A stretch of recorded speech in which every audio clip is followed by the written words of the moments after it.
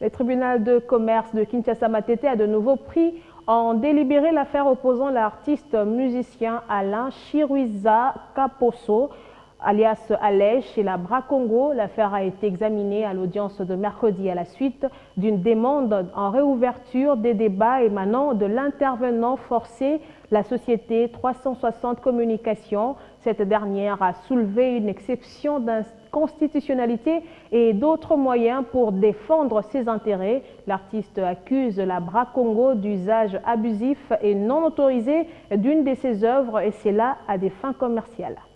La Cour constitutionnelle a jugé que pour qu'il y ait exception d'inconstitutionnalité, il faut que la personne qui la soulève précise une disposition légale ou une disposition réglementaire contre laquelle l'exception est soulevée, et puis précise la disposition de la Constitution et les droits fondamentaux qui sont violés.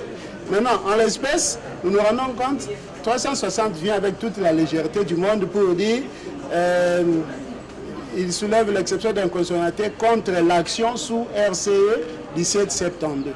Alors que l'arrêt de principe rendu par la Cour constitutionnelle sous RCONS 1772, la Cour précise que lorsque une exception d'inconstitutionnalité vise un acte de justice ou une décision de justice, cette exception manque en droit, donc elle n'existe pas, et par conséquent, le juge ne peut pas surseoir.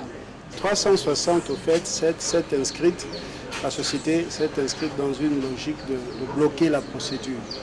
Elle n'est qu'une intervenante forcée.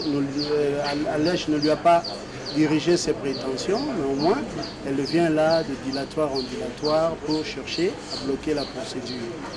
Elle a refusé de comparaître sciemment à l'audience de plaidoirie, tout simplement parce qu'il y avait une arme, la demande de revêtue des débats, à laquelle malheureusement le tribunal a accédé, nous nous plions à la décision du tribunal, mais à ce jour, elle a développé ses moyens, exception d'inconstitutionnalité. Je pense qu'il y a eu des gens dans la salle, même si vous n'êtes pas juriste, vous avez compris dans quelle mesure ces moyens ont été complètement démontés.